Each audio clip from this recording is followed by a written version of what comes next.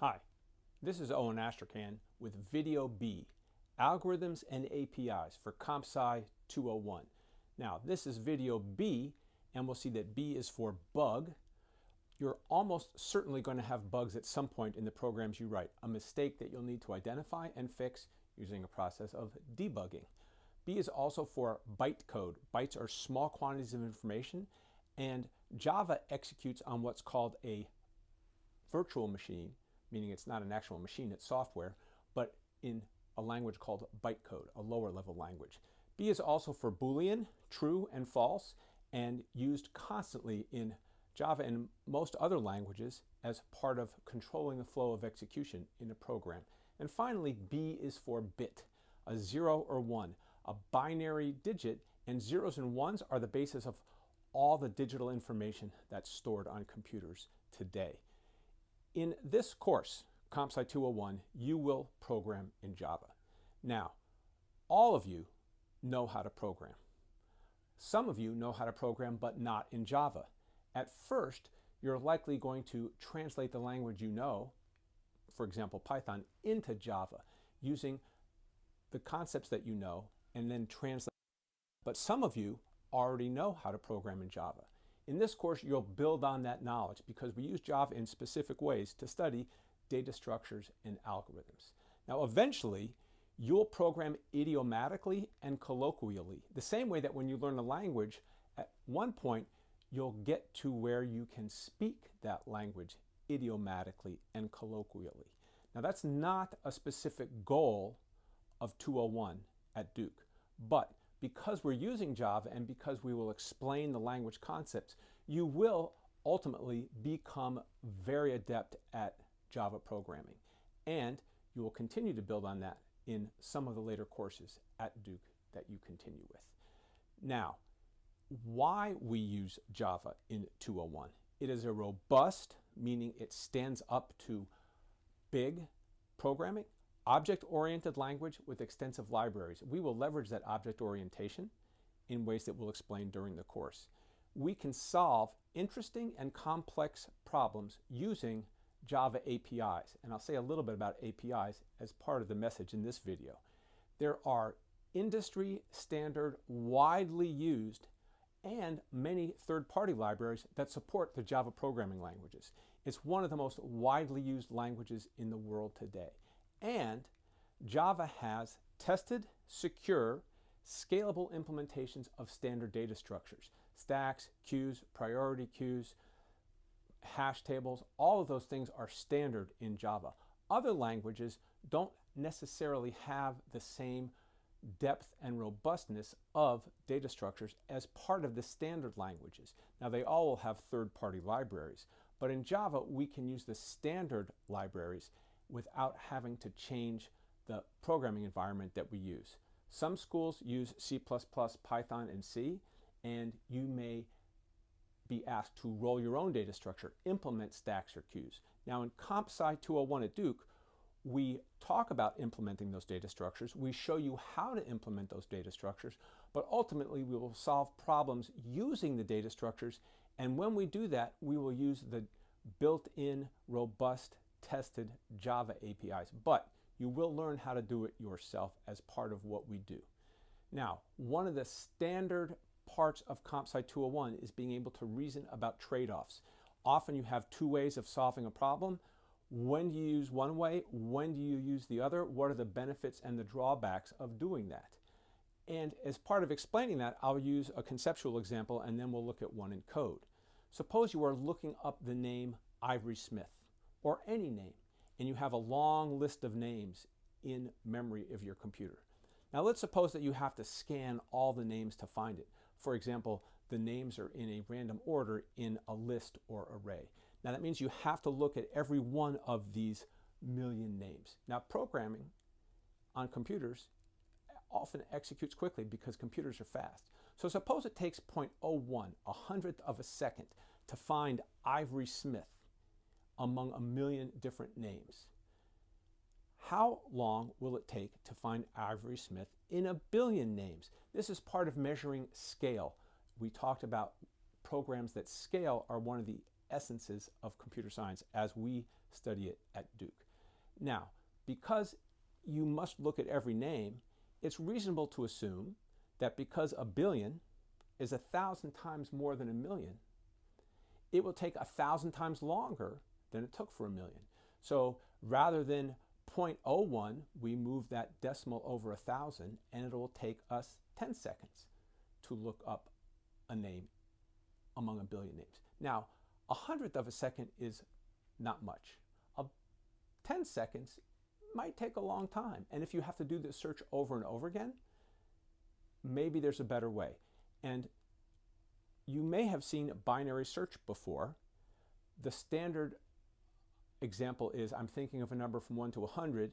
I will tell you high, low, or correct, what's your first guess, and you should guess 50. Because with 50, you've eliminated half the numbers from contention no matter what. Now you might get lucky, it might be 50. And if the names that we're considering here, the million names, are sorted, we can use binary search to look for Ivory Smith. We look at the middle name. If Ivory Smith is before that alphabetically, we've eliminated half the names that come after Ivory Smith. Similarly, if Ivory Smith comes after the middle name, we've eliminated half that come before. Now, if we have a million names, that means after one guess, we only have 500,000, then 250,000, then 125, roughly 64, 32, 16, 8, 4, 2, 1. Now, that was from a million, so we're not down to 1. But if we started with 1,000, you can only divide 1,000 in half 10 times. 1,000, 500, down to 1. With a million, you can only divide it in half 20 times before you get down to 1. That's because binary search is logarithmic, and the log base 2 of a million is about 20, for the same reason that the log base 2 of 1,000 is about 10, because 2 to the 10th is 1,024. That means for a billion names, we only need 30 comparisons. Now, that is much more efficient. But which one of these methods, what's called linear search, scanning all of them, or binary search, cutting in half, which one is better? Well, if we're only going to search once and the names are in random order, we might as well just scan once, because sorting, which is what we need to use binary search, will require more time than it takes to simply scan the list. But if we're going to do we might amortize that sorting time because we'll save it over the 100 searches. So we need to understand the problem that we're solving. And it depends as an answer, which is better. It depends on what we're doing. That's one of the cornerstones and enduring lessons of Compsci 201. We will see that come up often. And what I will ask you to do is understand on what it depends so that you can explain your reasoning and your understanding carefully and correctly. Now, I'm going to use another example and look at it in both Python and Java to understand that sometimes our intuition isn't exactly right, and we need to empirically verify things, for example, by running the program and measuring it, or analyzing it by understanding how the program works. In this case, I'm going to consider a method concat. That's short for concatenate, and it means, in a standard terminology, to join two strings together or to join any two things together. In this case, I have a Python function. Its name is concat. It has two parameters, hello, string, and 100, or any number. So we can see in the definition of the function, for those of you that know Python, it has a parameter s that's a string and a parameter n that's a number. And we can see that in the call. I've called it twice, hello 100 and hello 1,000. And I'll explain the code, but we can see that the first call, hello 100, will create and return a string of 100 hellos. Hello, hello, hello, hello, hello, hello, hello. That's hello duplicated and concatenated with itself 100 times, or 500 characters long, a string that's 500 characters long. And we can see that because there's a loop that iterates 100 times when that parameter is 100, and each time through the loop, it adds the string hello to the string that's growing. This variable ret that you can see in the program is initialized to the empty string and ultimately returned. Now, for the second call, hello 1,000, what we do is we get a string that has 1,000 hellos. That's 5,000 strings long. Now, the same program in Java looks actually very similar. We have a Java function or method named concat. It has two parameters, a string, hello, and an integer, 100 or 1,000, and it has a loop that runs as many times as that second parameter, reps as the name of the parameter, and each time through the loop, it adds or concatenates the first parameter, s, is hello in our example, to it over and over again. It grows ret, which is initially an empty string, and returns it. How long will this run? Now we can use intuition and informal reasoning, and we can say, well, if the first call of hello 100, that call, if it takes 5 seconds, how long does the second call take? Now, 1,000 is 10 times more than 100. Maybe it takes 10 times longer. That would be 50 seconds. Maybe it takes 100 times longer. That would be 500 seconds. Why would it take 10 or 100 times when this longer? That's something we need to reason about. And one way we'll reason about that is empirical. So here is a Python program that I won't go through in detail, except to say it's the same program I had before. It's calling that concat function, but I'm running it for 10,000, 200,000, and so on. So I'm going to go 10,000, 20,000, 30,000, 40,000. I'm going to run this program and make strings that are different lengths. And I'm going to time it using a built-in perf counter, which is the way Python measures time. So here we're going to do it. I'm going to run this program and show you the results. Now, I ran this program last year when I created an initial video, and then this year when I have a new laptop and I'm creating new videos. And we can see that the timings changed a little. Last year, you can see that creating a string with 50,000 characters of repeating hello, say 10,000 times, took 0.0022 seconds. But this year, when I ran it just this week, it took 0.00088 seconds. And we can see that time changed. Our biggest string here was 0.024 a year ago and 0.0082 this year. Those changes might be due to the processor on the laptop being faster. It might be due to Python having become more efficient. In any case, if we graph these results, we will see what those timings look like. And I've fit a curve here, and we can see that in each year, although the times are different, in both cases, they're linear. What we see is as n increases, the size of the string, the number of times I'm concatenating hello, that the time changes in a linear way. I fit a curve here, and you might not be able to see it, but it says that the curve is a line. That means that it's ax plus b. Fit is pretty good. It says that the r squared is 0.96, something like that. Now, when we look at this program in Java, we'll see something similar in terms of the code, but different in terms of the runtimes. So here's the code that calls method over and over again and measures and reports it. Now, the details don't matter so much because what we're interested in here is that I'm using system.nanotime. In Python, I used time perf counter. Both of those are standard built-in functions in the libraries. Understanding these APIs, these application programming interfaces, will help us be able to measure our runtime. Now, I did the same thing where I timed it last year and I timed it this year. And we can see that the timings changed. The timings this year, again, are somewhat faster. The most lengthy time for the biggest string went from 2.44 seconds to 1.9 seconds.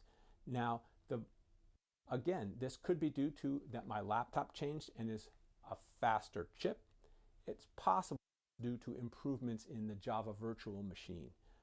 But it's more likely, as I see it, the laptops are getting faster. In this case, when we graph the results, what we'll see is not linear. it may be hard to see this, but these are quadratic curves. I fit two curves to this data, and they both have very high r-squared values of bigger than 0.95 for sure, and it shows exhibit quadratic. The empirical results. What we'd like to do is reason more about why that's the case. Why is the Java runtime quadratic? And if we look at the data more closely, maybe we'll be able to understand why there are bumps in the data.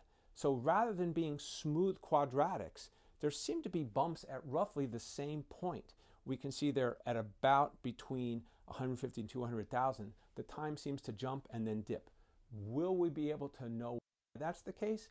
Probably not by measuring, but we'd need to know something about Java. Now, why does this time change? We'll have to reason about this runtime behavior, and this is a way we can learn about Java. And as I mentioned earlier, we'll continue our knowledge about Java. In Java, a string is immutable. Immutable means it cannot change. Once it's created, it cannot change. So when you see a statement like S is assigned S plus hello, so that if it was hello, hello, hello, and then you add another hello, it becomes hello, hello, hello, hello, hello. When that's created, it doesn't actually change S, the string, because it can't be changed. Strings are immutable. So what it does is it makes a new string. If you're creating ultimately a string of 100 hellos, the last time through the loop that does that, S, the string, will have 99 hellos, and then it will have 100. But that one with 99 still exists. And then there's one with 100. So all the strings will exist. A string with one hello, a string with two hellos, a string with three hellos. All those exist because you can't change the string. You cannot simply add a string, which, as it turns out, you can in Python. So the new string is there, and we still have the old string. And what that means is, if we write down all these strings, when you create a string in any programming language, you'll have to make space for each character. So for hello, there's 5 characters. Hello, hello, 10 characters. Hello, hello, hello, that's 5 characters. You have to allocate the memory for all of those. That's 5 characters, 10 characters, 15 characters, 25 characters. Finally, at the end, when we have n hellos, that's 5n characters. And if we simply factor out the 5, we'll see that we have 5 times 1 plus 4 plus dot dot dot plus n. That's using our formula and our knowledge of mathematics. Now the sum of the numbers from 1 to n is about n squared. It's actually n times n plus 1 over 2. But what we get is 5n squared. We've kind of shown by reasoning why that empirical runtime we saw was the case. Now, in Python, a case in the Python programming language avoids that. When you're adding a string to it and growing it by concatenating to one string and growing it, it just grows the existing string. Now, in Java, to do that, we have a different class and a different API. We use a string builder class. Rather than saying S is assigned S plus hello, what we do is we say ret.append S. So we can see in this code that ret builder rather than a string. That's one of the things we'll learn about Java. And rather than using a plus sign to add or concatenate one string to another, we'll say ret.append. And what this does is grows the string rather than making a new string, because string builders are not immutable. Now what this means for 201 is we will learn about libraries and APIs as part of understanding what we do. Sometimes you'll do it yourself. Sometimes it might be inefficient and not matter. And sometimes you might need to learn about a new API. As we do this, you will be using the tools of an engineer and a scientist. Now there's a colloquialism that scientists build to learn. They create apparatus, experiments, and they build them to learn. And that engineers learn to build. Now, these aren't, but in computer science, we will be both scientists and engineers, learning to build and building to learn. Our computer scientist today that knows about APIs is Josh Block. He's the primary architect of the collections framework, which includes most of the data structures we will be studying in 201. He is now a professor of the practice. That's the same title I have. He teaches at Carnegie Mellon. He was the chief Java architect at Google. And he has a quote, APIs, application interfaces, should be easy to use and hard to misuse. It should be easy to do simple things, possible to do complex things, and impossible, or at least difficult, to do wrong things. As you and we, the staff of Compsci 201, study APIs, you will become better at using them and better at explaining the trade-offs implicit in making choices on which ones to use. Enjoy your programming.